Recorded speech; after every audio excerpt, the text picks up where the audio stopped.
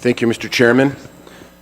We have 15 minutes on a very interesting topic, so maybe I'll take 4 or 5 just to give you my perspective on mercantilism, which is a term that a lot of people hear about, and but many don't really think too much about what it really means. So let me start with kind of my interpretation. To me, to understand mercantilism, you have to kind of start with the opposite, which is classic free market, sort of Adam Smith market economics. In other words, the free flow of capital, trade, information, even people. Now, you don't really find this in the real world, so it's a spectrum. So on one side you have this classic free trade, free markets, and on the other side you have a very closed, very controlled, government-controlled society and economy, and you don't really find that very often. So most countries are along the spectrum. The Philippines is along there, the United States, every country. Now, mercantilism is really nothing more than a government sort of top-down strategy, economic strategy, aimed at increasing a country's wealth and power. And hopefully, in the calculus is what's best for the people of that country, but not always, not always. So, how do you execute a mercantilist strategy?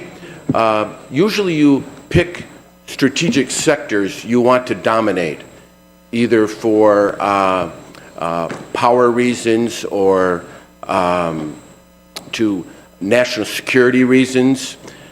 And so, for example, you pick a sector. For example, some of the key sectors that countries focus on are autos, electronics, commodities, textiles, shipbuilding, and all these are very important strategic sectors that if you can master them and dominate them, it gives you power, wealth, and the idea is to move up the food chain to more advanced levels and more advanced levels. Some of the tools countries use is, of course, to keep out competitors from other countries, government regulations, subsidies, protections of domestic companies. You want to import technology or steal technology. You want to attract foreign investment into your country so that your economy can get stronger. You restrict imports and subsidize exports to earn foreign exchange, gold, to give you more security, more economic security and flexibility. And in the classic sense, and mercantilism goes way back, maybe the heyday was the 15th to 18th century in Europe, the whole idea was to accumulate gold. And that was a source of power at that time. So briefly, let's just move to the more modern era, the post-World War II era. There's a lot of countries that practiced mercantilism. And a few examples I studied in Japan. So Japan was a mercantilist country, or at least what people call a neo-mercantilist country.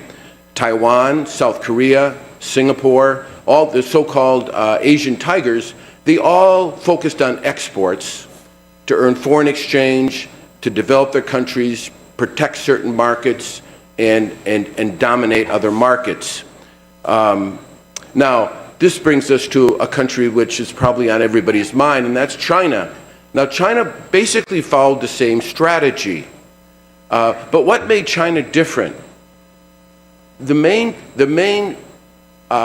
reason that we're dealing with the issues we're dealing today is that, first of all, China's a lot bigger than those countries. I mean, it's 13, 14 times bigger than Japan. So Japan, in other words, the United States could endure and tolerate these practices for different reasons. We'll get to that in a second. But with China, because of the size, the scale, the speed, and their focus on these sectors and all their mercantilist practices, they basically got away with it. And I would say, why would a country such as America or the world in general put up with a country practicing mercantilist strategies year after year after year? I think there's three. Number one, complacency. Not thinking that it will last. Second would be lack of power to push back. Lack of power to push back. And then the third reason is, in the United States case, I'm convinced that sometimes they want the country to get stronger. For example, all those countries I mentioned, Japan, Taiwan, South Korea, Singapore, they were allies of America in the Cold War. And so we actually put up with it because we wanted them to be stronger. As they got stronger, the alliance got stronger. And then the last point I'll make about the U.S., and I'm curious to see what Eric will say about this, is something I mentioned yesterday. So as China got stronger and stronger over the last 3 or 4 decades, American and other foreign companies basically moved their manufacturing there, put up with restrictions and technology theft and all that, because each individual company and the executives of that company gained. They gained because they lowered their costs, raised their profits, their stock price went up, and they personally gained. So in other words, when Johnson Controls moved their manufacturing capacity to China, they weren't thinking about what's best for America. They were thinking, what's best for my company, what's best for me, and what's best for my share price. So I'll stop there and turn it over to Eric. Thank you.